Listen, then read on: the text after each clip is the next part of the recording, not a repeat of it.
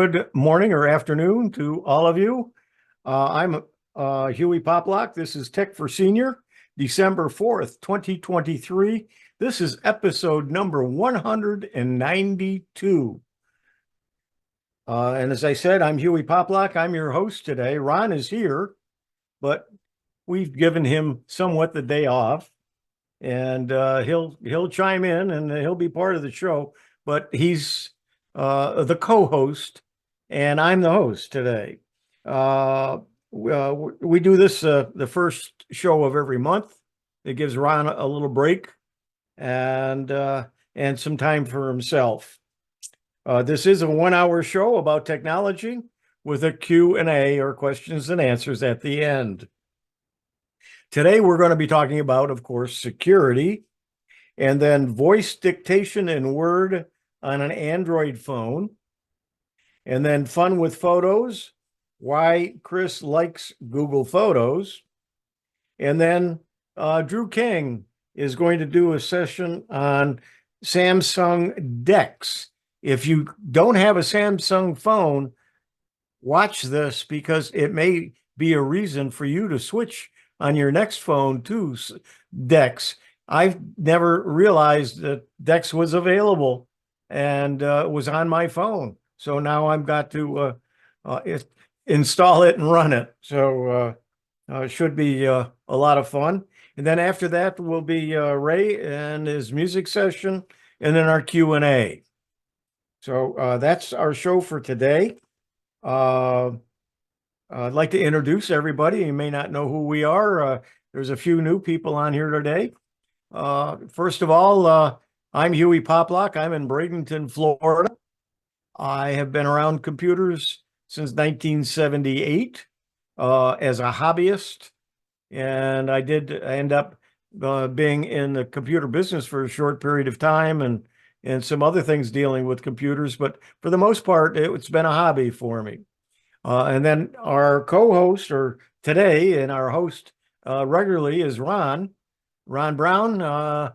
He's at the other end of the world, or the other end of the hemisphere from where I am.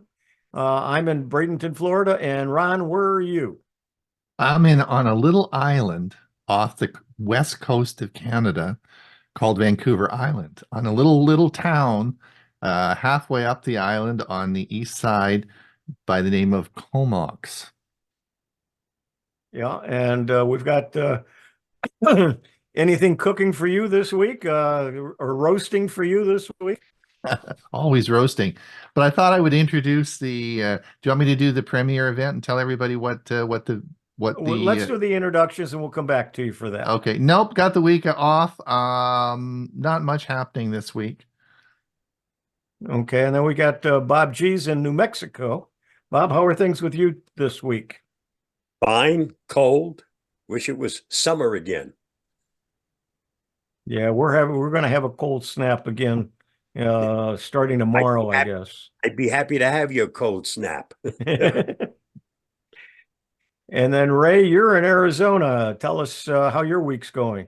Yeah, when you talk about a cold snap, you remind me of my favorite phrase in life: everything is relative. Yep. And, this morning it was in the mid-30s when I woke up, so got the heat coming up and trying to stay warm. Been busy. I was in Phoenix over the weekend visiting friends and relatives, but back here ready for Tech for Senior this morning. And Bill James is not in Oklahoma. Bill, where are you?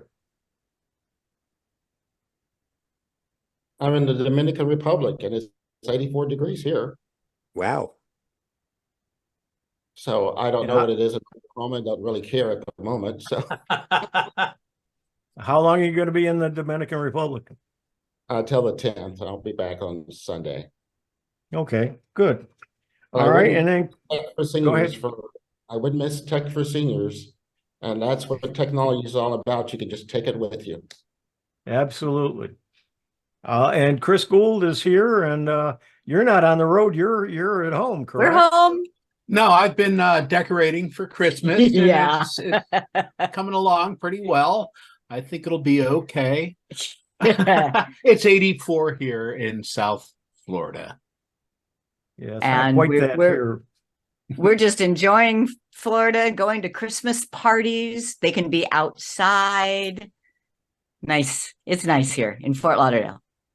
Yeah, and Christmas in Florida is quite different than it is in other parts of the country. That's for sure. And it took, I've been here since 1970, and it took a while for me to get used to it, but it sure is nice to be in your t-shirt.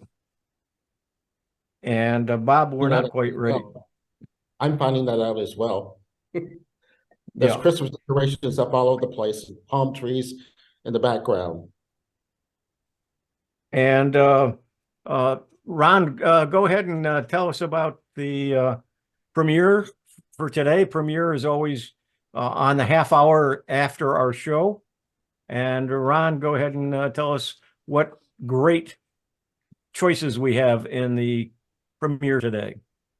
Well, we have some really great choices today. We have 3 selections. I'll put the link in the chat for that, but it's also in our newsletter. So be sure and subscribe to our newsletter. I use a product called Swirl, SWURL, and I use it all the time for searching news. And I couldn't remember who introduced me. I thought it was Hewie, but it wasn't. It was Bob. He did a video about this a year ago. So thank you, Bob. Thank you so much. And that is our first video today. It's all about Swirl. If you do not use Swirl, you will definitely want to, and Bob will explain how to get it and all the features of it. But it's free and it's a great search service. Bill James, of course, will be talking about Windows tips, and he's got some great tips. I learned 4 new tips by watching that again, because of course, as we get older, I don't remember everything, so it's always good to review it. And Bill gave us some great 4 tips. And then I'm going to talk on an alternative to a smartwatch. I'm going to talk about this device here, which is ℍ𝕠𝕟, which is this little device here, which will take your pulse and do all sorts of exciting things. And that's on our premiere video today at hour after the show. Okay, and the Tech for Seniors, we are in our 4th year. Don't forget, we have our website at techforsenior.com, and we have the Tech for Senior Live on Thursdays. And this coming week, the STUG meeting is Wednesday night, and Bill Crow's going to be talking about YouTube. And then Sunday will be the CFCS CFCS STUG WinSig, or Windows Special Interest Group, that's open to all of you. So plan on attending. And if you go to hewie.net, you can sign up for the newsletter. It hasn't gone out yet, which will have the links and all the information that you need to register. If you're already registered, you don't have to register again. And same with the STUG meeting, you have to register for that. The Windows SIG is Sunday, as I just said.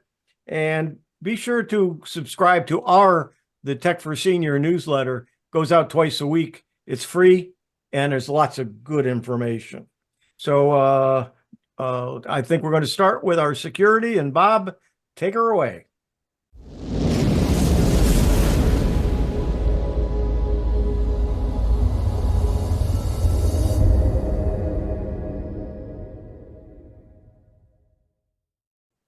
Here is my security news roundup for the week ending December 1st, 2023. US, UK, and global partners release Secure AI System Development Guidelines. The UK and US, along with international partners from 16 other countries, have released the new guidelines for the development of secure artificial intelligence systems. The approach prioritizes ownership of security outcomes for customers, embraces radical transparency and accountability, and establishes organizational structures where secure design is a top priority. The U.S. Cybersecurity and Infrastructure Security Agency said the goal is to increase cybersecurity levels of AI and help ensure that the technology is designed, developed, and deployed in a secure manner, the National Cybersecurity Center added. Read more at thehackernews.com. Phone bill privacy rules highlight tech hurdles for domestic violence survivors. The Federal Communications Commission has adopted a new set of rules aimed at providing privacy and financial support to people experiencing domestic violence who share a phone plan with their abuser, spotlighting often overlooked technology barriers for people trying to escape dangerous relationships and living situations. The agency rules, unanimously adopted last week, will require phone carriers to separate survivors' lines within 2 business days of a request, waive fees associated with such requests, and block records of communication with help hotlines on account logs. Read more at emergingtechbrew.com. The FCC wants to change the rules to speed up the rollout of fiber internet. The Federal Communications Commission plans to vote on rules, including cost sharing, regarding utility pole attachments at its December meeting. The Federal Communications Commission wants to revise its rules about attaching equipment to poles to speed up broadband deployment. Utility and telecom companies are in disagreement about who should shell out the money for pole attachments needed to run fiber, for example. The Commission will consider rules to make the pole attachment process faster, more transparent, and more cost-effective.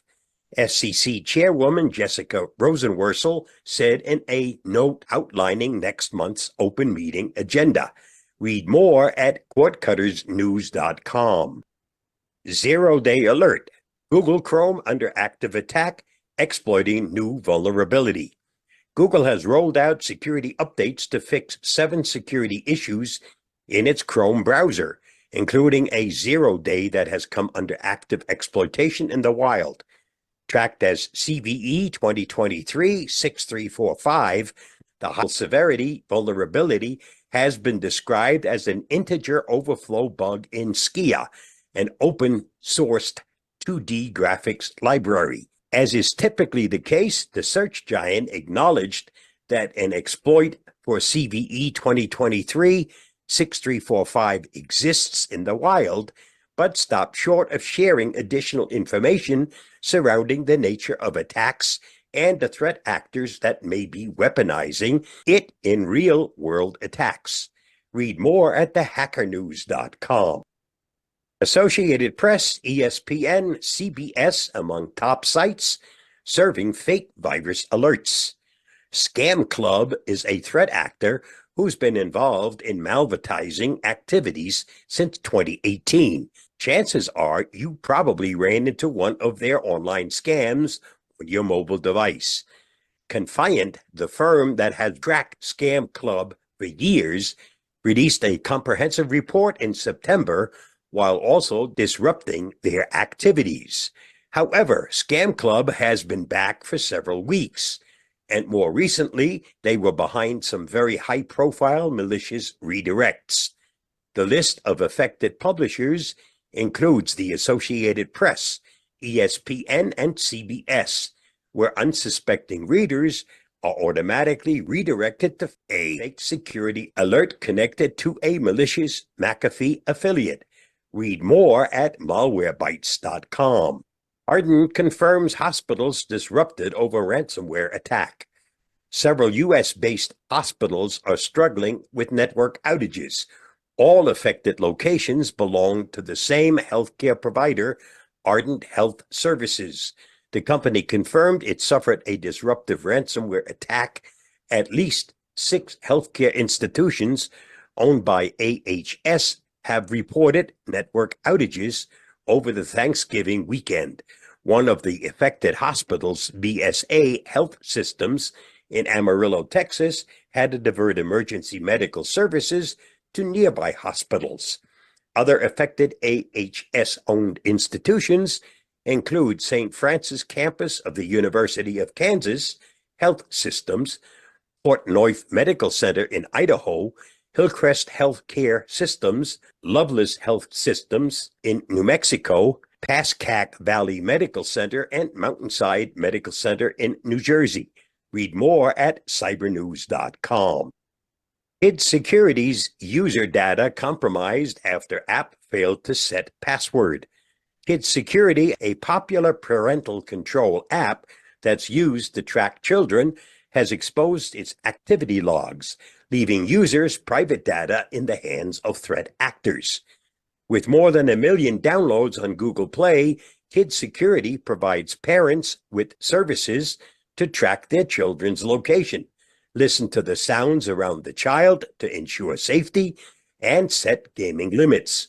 On September 16th, researchers discovered that the app failed to configure authentication for Elasticsearch and Logstash collections.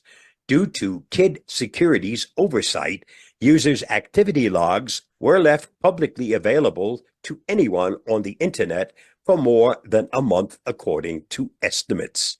Read more at cybernews.com. This week's must-see on my YouTube channel. Non-delivery and non-payment scams top the charts in holiday fraud. It's not just the busiest shopping season. For scammers and fraudsters, it's easily the busiest scamming season too. Please watch my video on that topic by following the link listed. Did you know potato chip bags are filled with nitrogen gas to prevent spoilage and soggy chips? The extra air also helps protect the chips from being damaged by rough handling during the shipping process. Did you know that competitive art used to be in the Olympics from 1912 to 1948? Maybe ℎ𝕉 can revive it. Find the good. It's all around you. Find it, showcase it, and you'll start believing in it. Thanks to Jesse Owens. Just thought you might want to know. And that's a wrap for this week's Security News Roundup. Stay safe, stay secure, and I'll see you again next week. Bye-bye, and thanks for watching and listening. As usual, no loss for finding information about the bad guys. They seem to hit hospitals, government agencies, and schools an awful lot because it has the biggest effect, and that's where they get a lot of money from. So they just keep doing it. Okay, next. I limit Go my ahead. because I could go on for another 20 minutes. Oh, 20 hours probably. Next is Ray is going to talk about voice dictation in Word on his on Android phones. So take it away, Ray, and we'll learn something here. Okay, this is going to be how to use voice dictation for a Word document from your Android phone. Now, this is when you need to get your thoughts on paper and you are not in front of a computer. Okay, back to the future for a moment.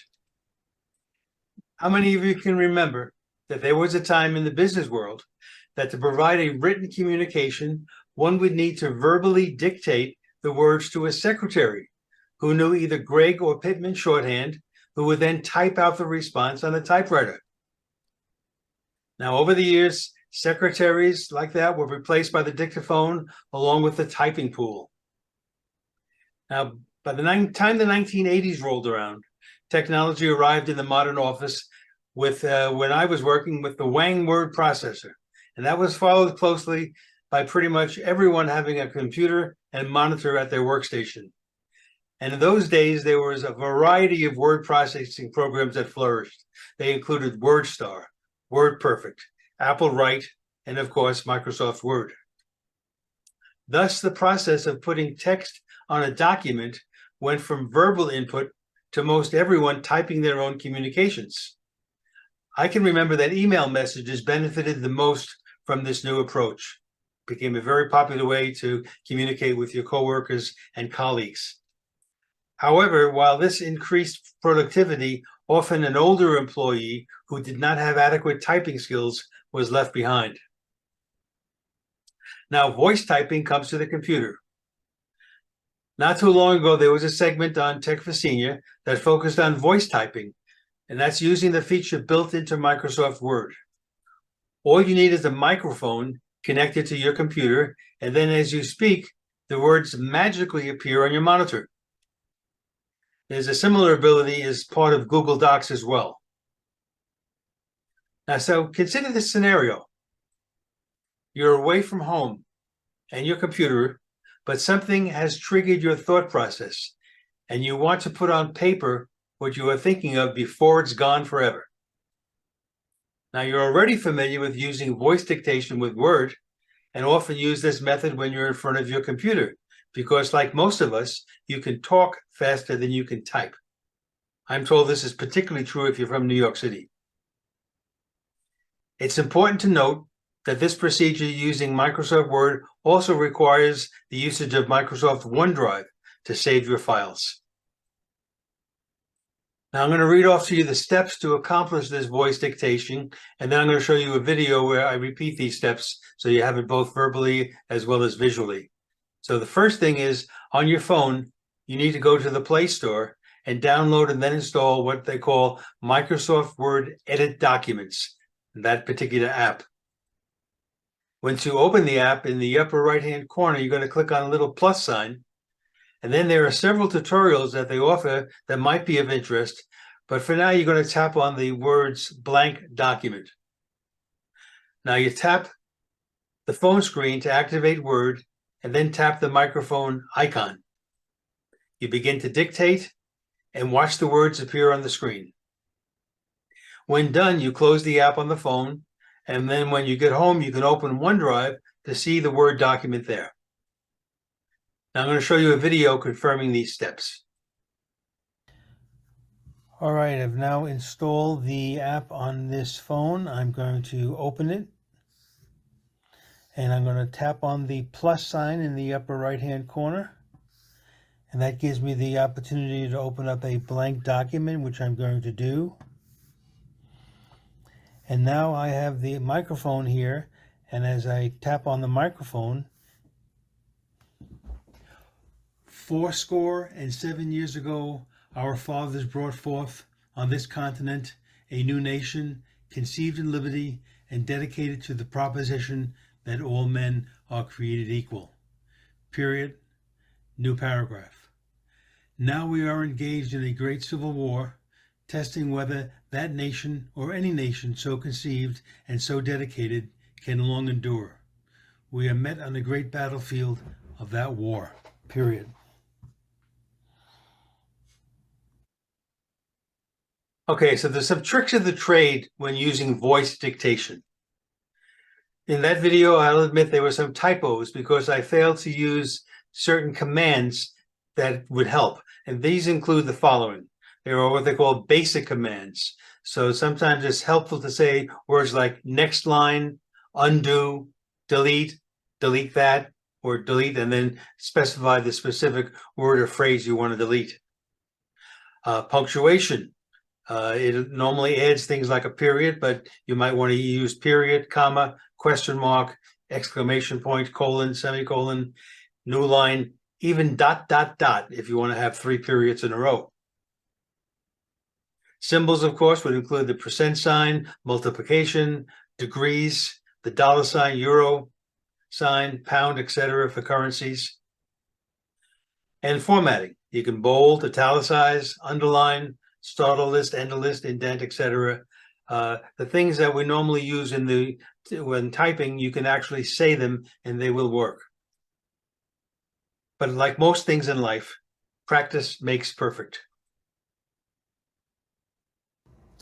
So now I'm going to go to my computer. I'm going to open up my Word file here.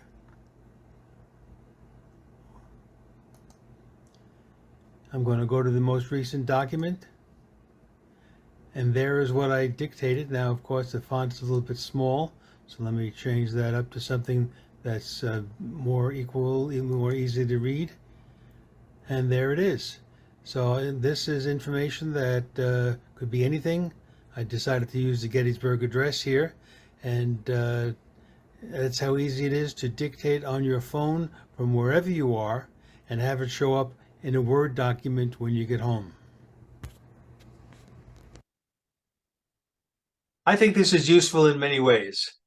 So once you're at your computer, then you can make the necessary editing changes to the document.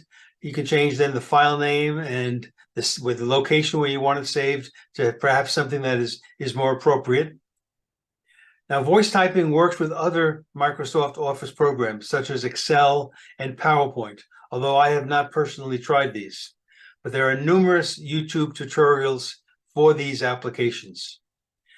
This feature is most helpful when you're away from your computer and you need to write something down that is more than just a few words that you might do on a pad.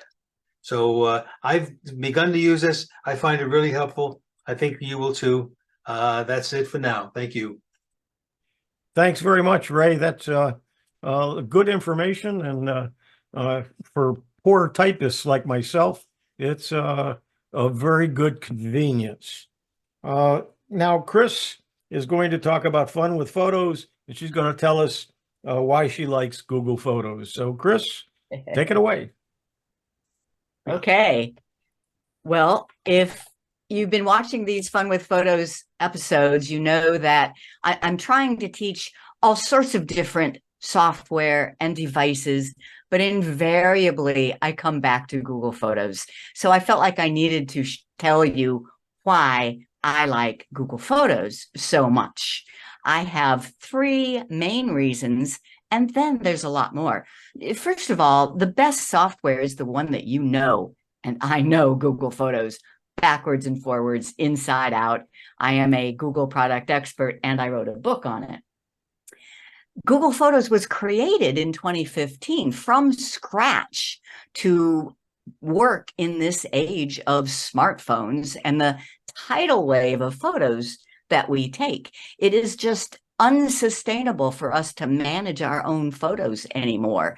Google Photos does it for you automatically with artificial intelligence. And if you let it, all you have to do is enjoy your pictures. Now, I said 3 main reasons. The first one is it holds my entire lifetime of photos, and I can then view them with any device. It automatically sorts and is searchable, and I'm going to show you all this. And third, you don't need to go anywhere else to edit your photos. You don't need Photoshop or any other software. Google Photos does a great job of editing. So those are my 3 main reasons. But then there's so much more. There's easy sharing, automatic little memories, fun creations, easy to order books and canvas prints, easy to mark favorites. And then there's even more. Albums, video editing, movie making, photo frames on your TV, and hubs, partner sharing, map view, Google Lens. I can go on, and I have in other videos forever. So, but the number one thing is that it can store your entire lifetime of photos. You don't have to ask, where is that photo? Is it in the closet upstairs, or is it in that old hard drive? You can put them all into Google Photos. And we have a little pre-recorded segment to show you on this. Hi, this is Chris Guld with Geeks on Tour. And in case you don't know, I'm a big fan of Google Photos. One home for all of your photos because it's in the cloud. In this little video, I want to give you a short visual representation of why I think Google Photos is so special. If you're anything like me, you have photos all over the place. You have photos on old phones. You have photos on old computers on their hard drives. You have photos in old cameras, lots of camera cards around. Maybe you've put some onto CDs. And then there's just all the photos that we take with our phones. Well, Google gives you storage in the cloud for all of your photos. It's not just anywhere in the cloud. It's your account in the cloud, private for your eyes only. It is under lock and key with your username and password. So what you do is you just start uploading all of your photos to that account. All the old photos from cameras, from CDs, from computer hard drives. How about thumb drives? How about CDs?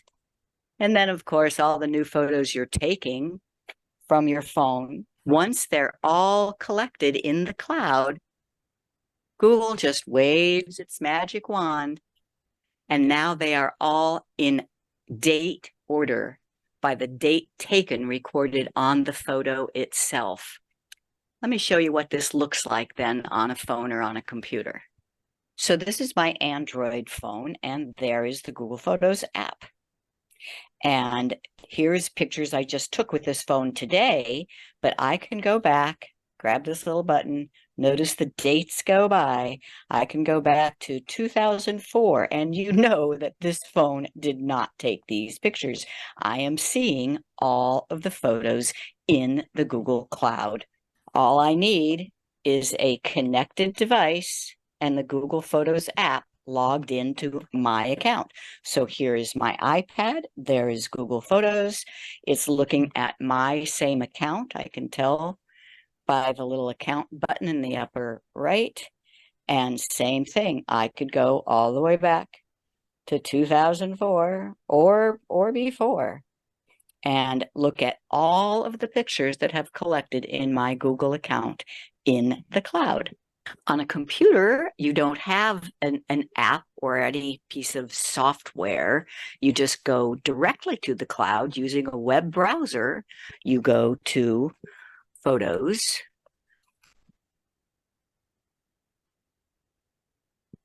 Or if you're on a Chrome browser, you can click on these little dots here and go straight to Photos. You need to sign in with your account, but the next time you do this, you probably will already be signed in like I am. I see that that is my account, and here are the same pictures that I saw on my phone and on my iPad. And here are the same dates. I can go back to 2004 or beyond and see all the same pictures that are in my Google account. Google Photos, one home for your lifetime of photos and videos.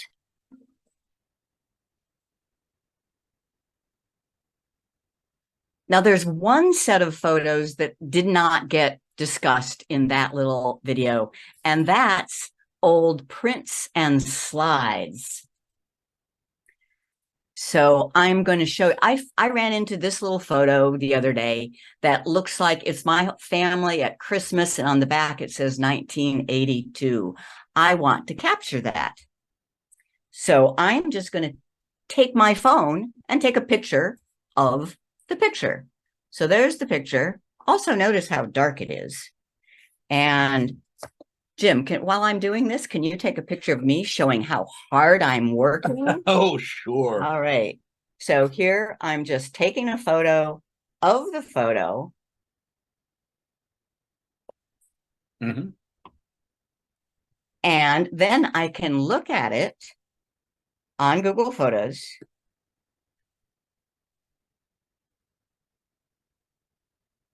And it got crooked. It got sideways. Well, no problem. I just edit and crop and rotate. And there we go. And then I can crop in and save. And notice how it's a lot brighter. These cameras are amazing. And yet I can still tap on one more and make it very bright. So now this photo that is on my phone is much better than the original. So that is how you get more pictures into. And then what about slides? For slides, we do it the DIY, yeah, do it yourself way. And we get out the old projector, we project the slides, and then we take the phone and snap as we go. It's a great chance to have popcorn. Yeah, it's fun to look at all your old. And then you have, when Google waves its magic wand, not only does it put them in date order, but it groups them by people, places, documents, and then you can search for anything. I'm going to show you on my phone what my Google Photos, and I just call it my magic attic. Everything has gone up there. Now, and as I scroll back, I can just grab this little button on the phone and notice the dates go by. So I can go to any date. I kind of like 1998, and where'd 1998 go? It's between 97 1998, and okay. 99. And here, what are these pictures, Jim? Those are wedding July days. 4, 1998, there's our wedding, okay. But that's not all. If you tap on search, it has automatically grouped faces together. So when my mom died a few years ago, I wanted to do a slideshow of her at the services, and all I had to do is go into Mom, and it has all of the pictures. I can even go back and show you my mother as a little girl, and I did nothing to make that happen. Google recognizes faces and it groups them together. And there are even more. In addition to faces, there's places, documents, things. It organizes all of these completely automatically. And then I can also search. So I remember a picture of me in the marching band. All I remember about it is that I wore white boots. I can just type in white boots and it will find it.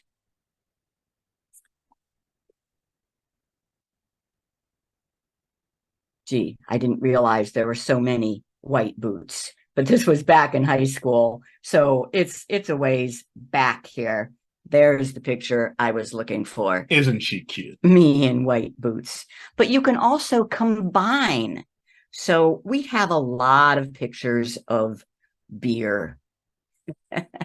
I can just type beer. Oh, yeah. And there's a bunch. But I am looking specifically for pictures of beer when we were in Belgium.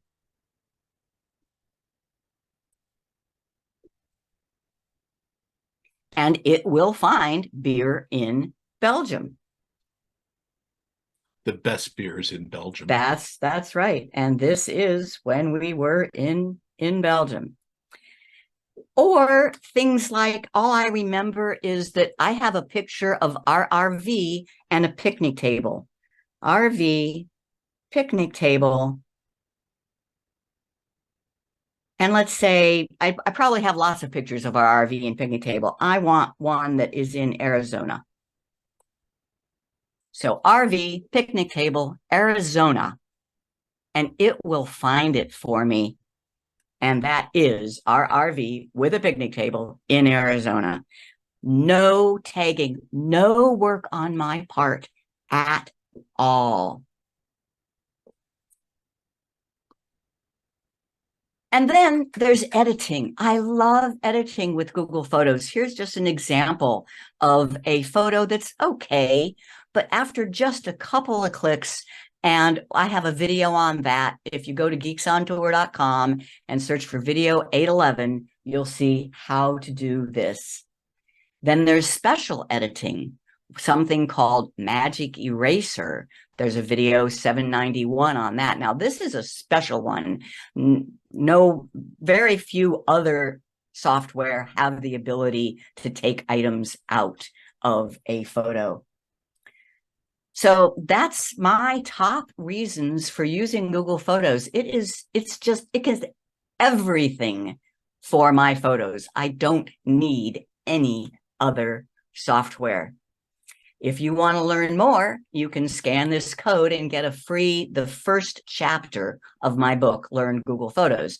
Or if you are a premium member, and you can become one at geeksontour.com, join now, you get the entire book. Back to you. Chris, thank you. Wow. It just makes it so easy and keeps track of all of that for you. The next section, Drew King, who is here as a member of the Sarasota Technology User Group. He's on our board of directors as I am. And he sent me a video that he did on something he thought was pretty good, and it was called Samsung DeX, and I had never heard of it. So I watched the video and I said, holy cow, that's on my phone, and I never knew it. So we're going to go ahead and show you what Samsung DeX is all about. Drew will explain it, and you'll find it might be a good reason for you for your next phone to be a Samsung if you don't have one. And if you do have a Samsung, you've got Samsung DeX, and you can set it up and start using it. So Ron's going to play it for us. So Ron, go ahead. Hello, this is an extremely brief introduction to a product called Samsung DeX. And what Samsung DeX is, in this case, it's a Windows app that connects via USB cable to your Samsung cell phone. And then you activate DeX on the phone and on Windows. And the end result is what you see here, this desktop. And it essentially gives you what looks like a PC in a window on your PC screen or up on your TV if you want.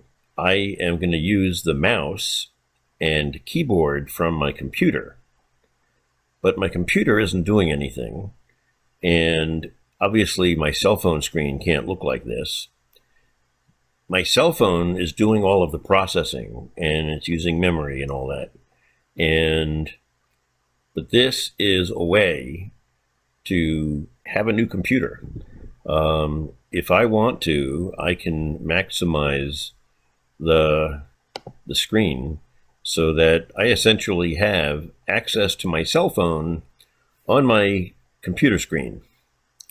And all of these icons are Android apps.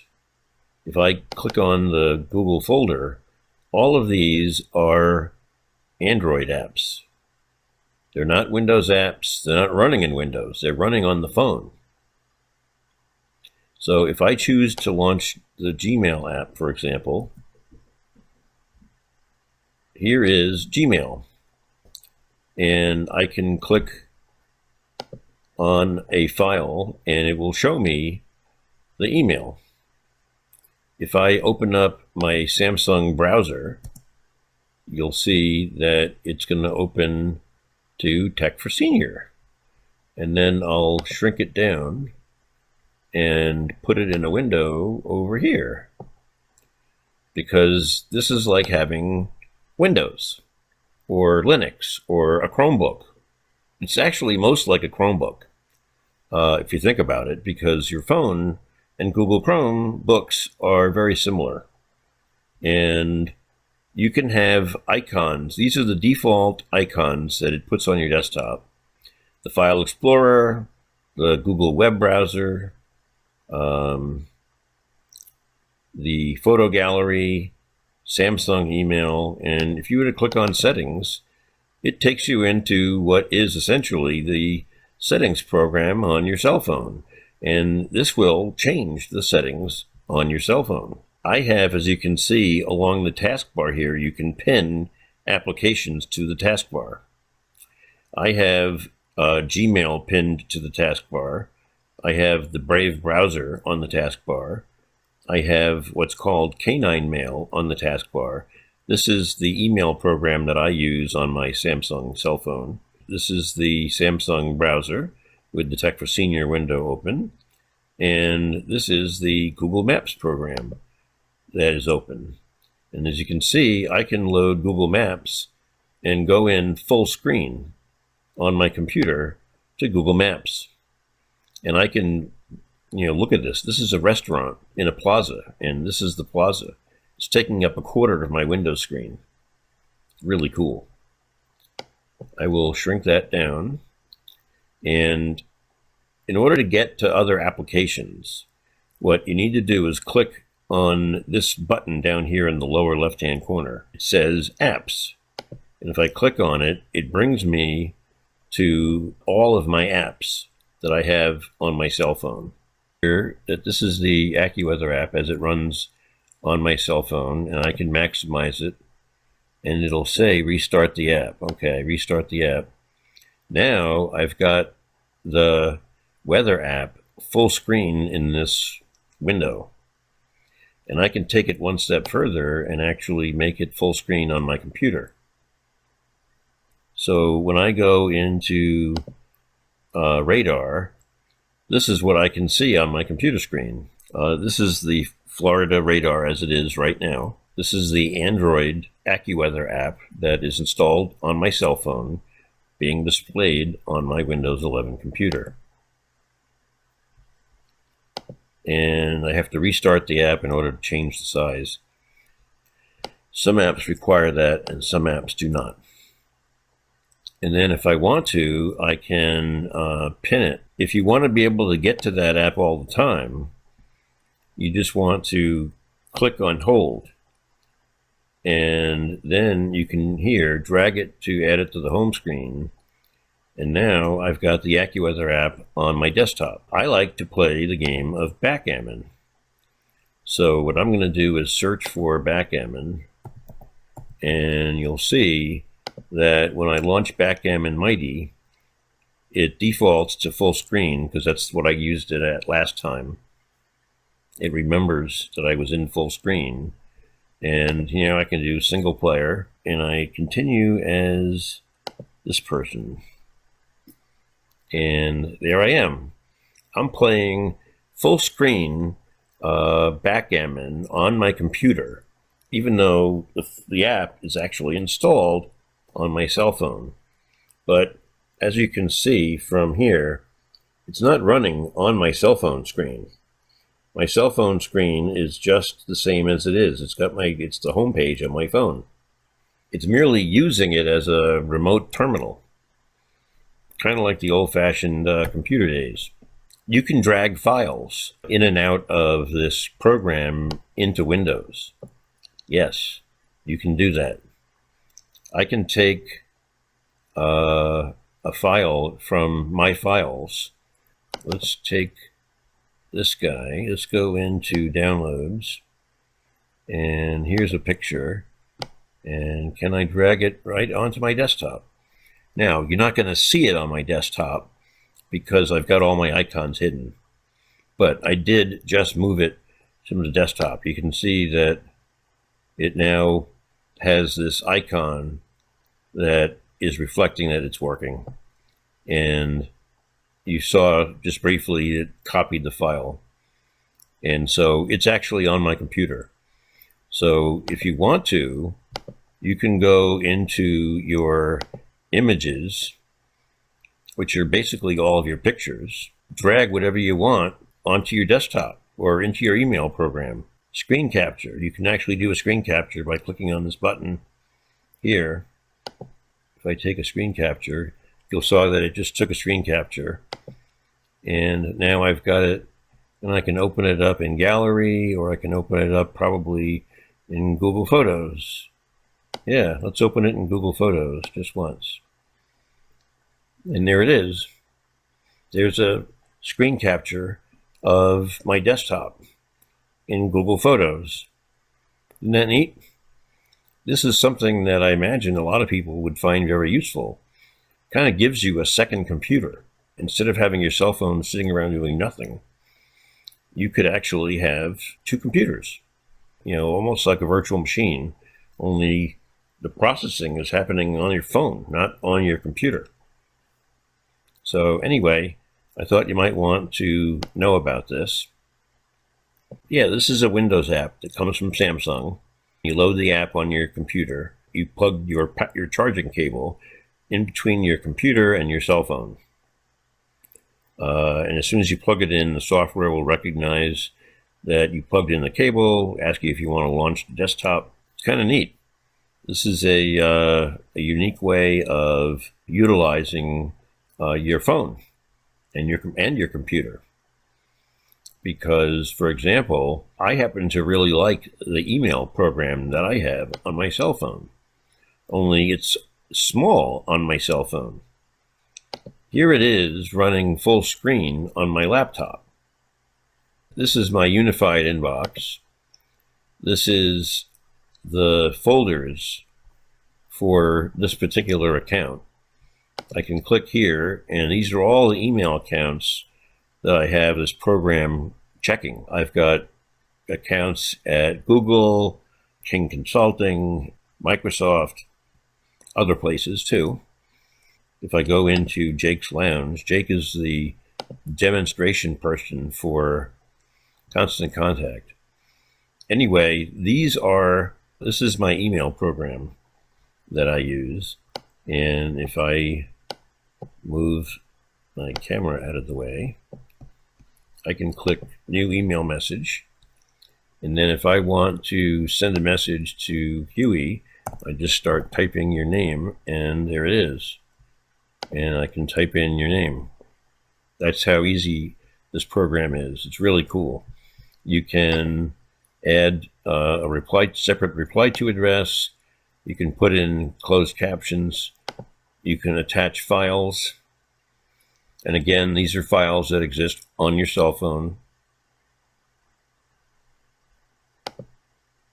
I can add from contacts, save as draft, discard it. I'm going to go back and just say discard the message. But anyway, you get the idea.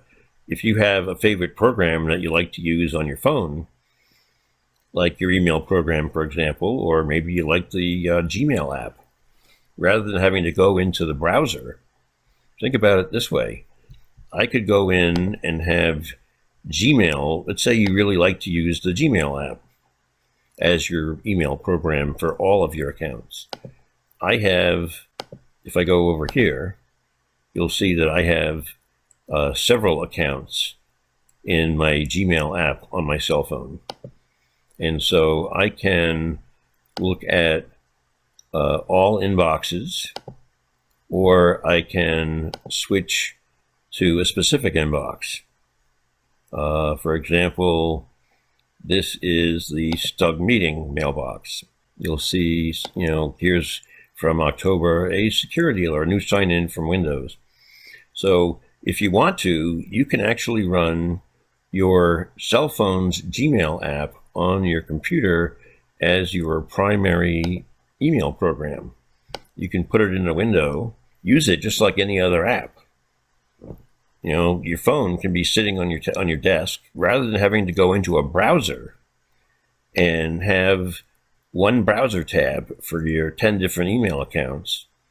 You can be running the Gmail app on your phone, on your Windows computer, that you have already configured for 10 email accounts. I can read all my mail or mail from one mailbox. And again, you can compose a new message, and it's going to come from the Gmail app on your cell phone. As simple as that. I can type in, these are coming from my contacts. So anyway, I thought you might find this interesting. Can make use of this, I think. I wish it would work wirelessly, but it unfortunately does not.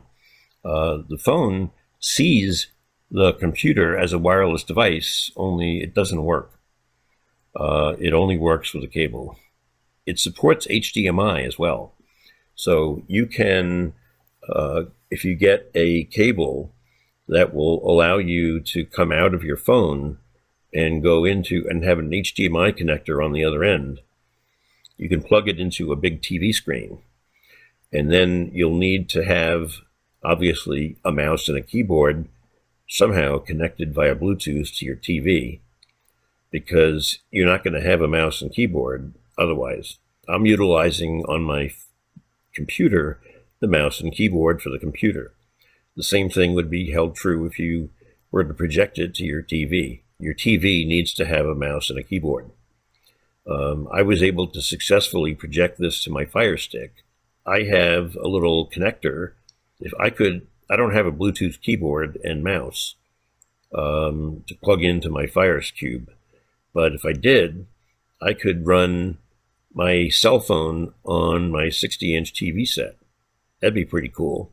And I just don't know if I'd be able to run a Zoom meeting that way, but I might actually try it and see if I can actually go into Zoom and see myself on my on my TV screen. See all you guys up on my TV screen. This is an extremely brief introduction to a product called Samsung DeX. Thank you very much, Drew. Drew will be available for some Q&A during our Q&A period. It's just an amazing program built right in. I've had Samsung phones for quite a while, never knew it existed. So we all learned something new, and it can do an awful lot. All right, I've got 1 extra minute, so I'm going to use that minute, and I want to show you something, and then we'll go to Ray's music. So just give me a moment, and video. I'm using the AI app Runway. First, I'm adding a still image to Runway, and then using the motion brush, I'm indicating what portion of the picture I would like to add motion. This is a photograph of Letchworth State Park near Mount Morris in upstate New York. And we're going to take the falls and activate it or give it motion. In Runway, I highlight the area in which I want the motion to take place. Then I tell it to go ahead and create the image. It takes several minutes to complete. It creates a motion video that's only 2 seconds, so I'm showing it to you in multiple times. As the technology improves, the time of the video will be longer and the costs will be lower.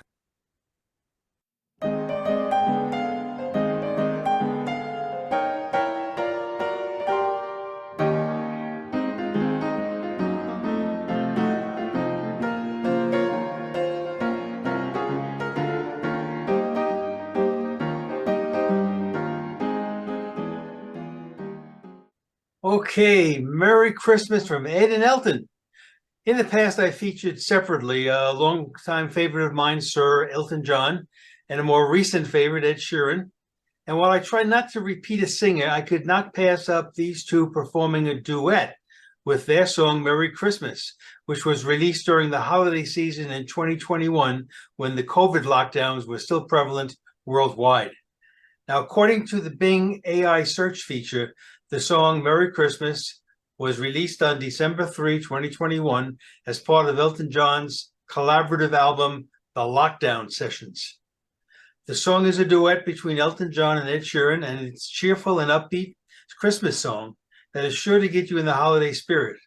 The song has a catchy tune and features lyrics about building a fire, gathering around the tree, and kissing under the mistletoe. It also talks about the pain of the past year and the hope for the future. The song has been well received by fans and critics alike, and it's a great addition to any Christmas playlist.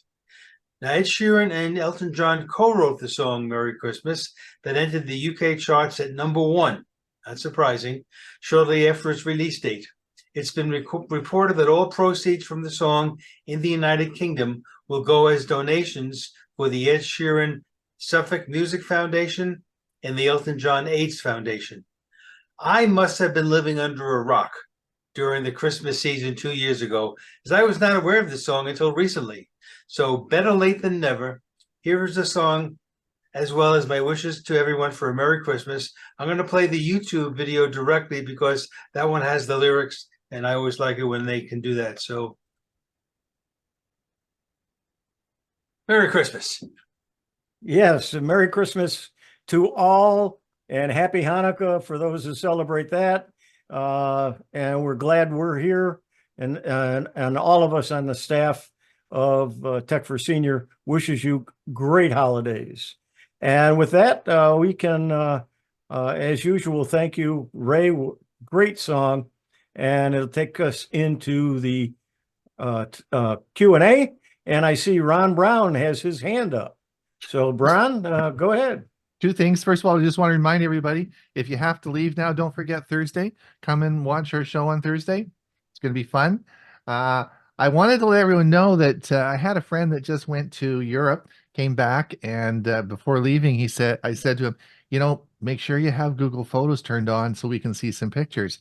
So he didn't know anything about Google Photos, went to Europe, took 300 pictures, came back, and yesterday sent me a link to a Google Drive album.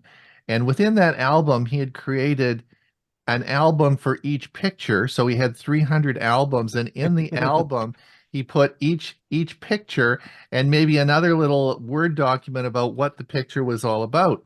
So in order to see all these pictures, you'll have to click each album to go through and I did about like 3 pictures and that was it.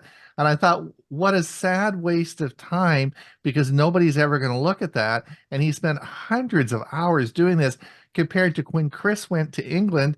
She had a Google Photos link to a shared album. As soon as she took a picture, the picture goes right to the album that's shared to all the people that could see. So as she went around England, we could see all the pictures that she took. And I thought, how simple that is. She didn't do any work, because it's all Google Photos did all the work for her. It tells where she is and all the stuff about those pictures. And my friend who spent all this time doing that work, and no one is ever going to look at all those 300 folders. So pay attention to what Chris says. Please, please, please, if you're going to travel, just create a shared folder, as she says all the time, and put and you just take a picture and it'll automatically go into the shared folders. You don't have to do any work. So that's all I have to say. That's it. Thanks, Ron. Jim Glass. I did. Okay. You're muted, Jim.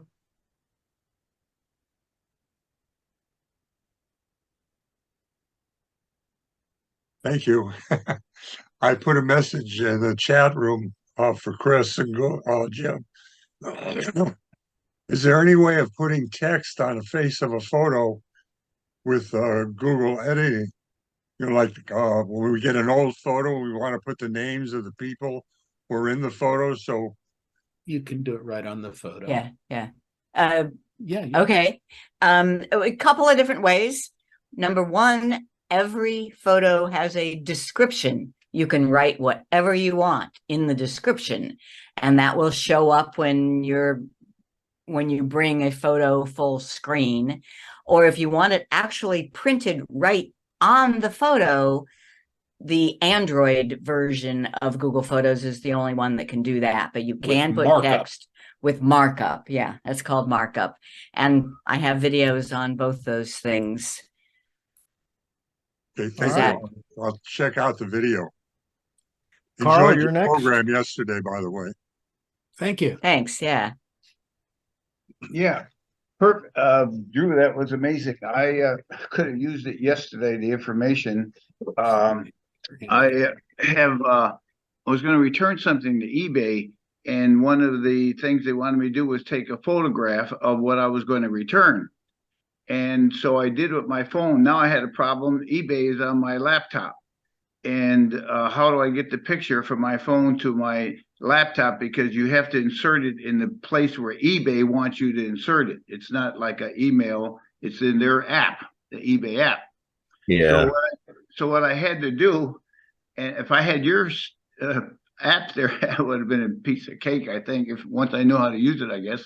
But what I had to do is I took the picture from my phone, sent the picture to myself, download it to my download files on my phone, and then from the eBay app, shrink the eBay app and then search my download files and then upload it to the eBay app. It worked, but it was a little convoluted. I was proud of myself that I even managed to do it, but your program would have helped immensely. Yeah, that would have helped. Thank you. Murray, you have a question. You're muted. There we go. Okay. Yeah, it's really a comment. Maybe you got through that. I had to leave my room and find someplace else and reconnect. Anyway, it was for Chris and Chris for about that thing about folders and so on.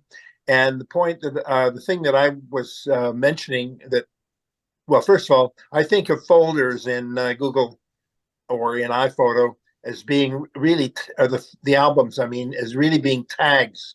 They're tags on the photos that tell what album they belong to or what albums they belong to. But the point about having just one set of pictures, but in a whole bunch of different folders, you can do that on a Mac or the equivalent on a Mac or a PC by creating shortcuts for the photos and putting those shortcuts into the various folders. Like you could have a folder, a big folder called countries, then you could have a subfolder for each country in which you're interested. And then for each of those countries, you could have another more subfolders for each city or whatever. So you can do it without having duplicate photos, but it is a little bit more work. Anyway, I just thought I would mention It's that. more work. Yeah, We don't want more work, Murray. And if Yeah, you but lose your No work, iPhone, no work. No work. and if Yeah. you lose your iPhone, there goes your pictures. Not Awesome. really, because I've got them all in Google Photos and I've got Well, them all then up why in do it iCloud. twice? I've got them all up in iCloud. Well, belt and suspenders, that's fine. 3.0 and 3.1. Plus, I have them all on my computer, so I have them everywhere. Chris, you had your hand up and somehow you moved. So Well, whenever you go- talk, Yeah, push your head. ahead. Go ahead. Go ahead with the other two. okay, Gordy. Yeah, I have a HP laptop and I use Apple devices, iPhones, iPads, and I am doing a little cleanup. My Google Drive, the 15 gigabytes for Google Photos and Gmail is filling up. I know I got a lot of old videos and pictures that I really don't care to have anymore, so I'm looking to delete them. Some of them, and I've tried that on my laptop in Google using the Chrome browser going into Google Photos, and I delete the video there, but yet it remains on my iPhone and iPad in Google Photos. Oh, okay. I don't know when this happened. It's been a while, but there is an extra step. Oh, If you go to your Google Photos, you should see a little dialog box that says review out of sync changes.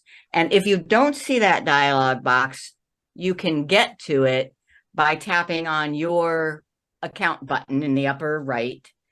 okay. And notice this review out of sync changes. So that means you deleted a photo. You took the photo on this device. You deleted it from Google Photos using another device. And it just needs you to approve that it's okay to delete it from this device. So I see it now. I see it. yeah, it's an extra step because so many people complained to Google that, what do you mean you deleted from my phone? I just wanted it deleted from the cloud, so they put in this extra step. Oh, okay. All right, and the same is true if I delete it on my iPhone? Right, Does if you delete it from any device other than the one that took the photo. I see. All right, well, thank you. Welcome. All right. And also for about $25 a year, you can get 100 gigabytes of storage on the Google Drive and not have to worry about deleting any of it.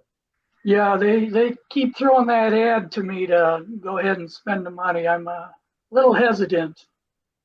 Not expensive. You'll get the eraser program, and that's the Magic Eraser app. It comes with that Google Drive storage. Okay. Get a VPN too. That's not bad. And the VPN you get included also. Okay. I probably need to rethink this. I pay Does $1. that VPN let you select the place, select your country, like I can select Canada? No. No, it picks a location near you. It's not a full-fledged VPN product if you're a connoisseur. Okay, Ron, you're next. One more question for Drew is on the Dex system that you described, many Android apps require you to be actually connected to the internet when you're using them. So in the description that you gave in your video, where did the cell phone get its internet connection from? Did you have to have a cellular connection on the cell phone and then also an internet connection on the PC to make this work?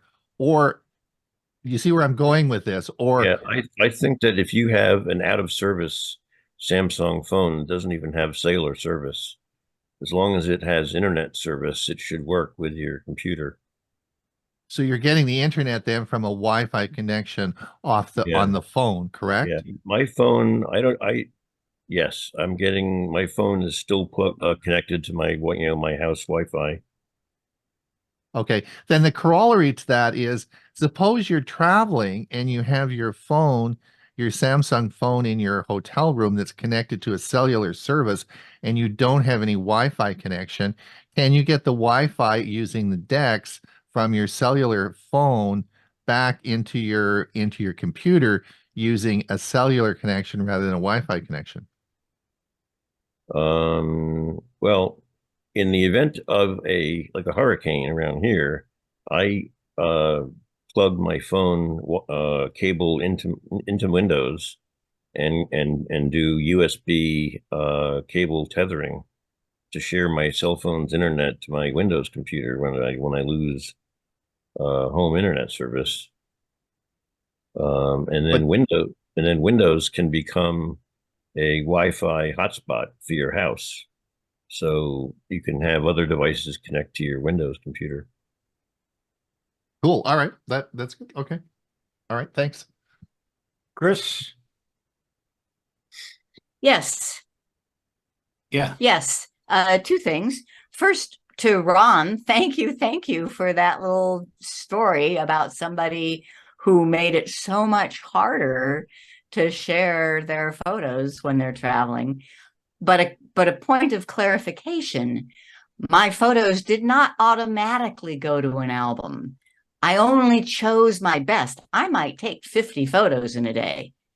I only add 4 or 5 to the album, but then whoever has clicked the link to view the album will see those 4 or 5 that I just added to the album. I mean, yes, I do think it is an absolutely phenomenal way to share your travel photos, and thanks for that testimonial. Now, can I take a minute to cover 2 things that I skipped over in my presentation because of time? Go ahead.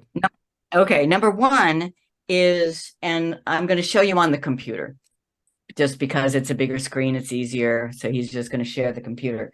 That photo that I took of the old photo, I said it was actually taken in 1982.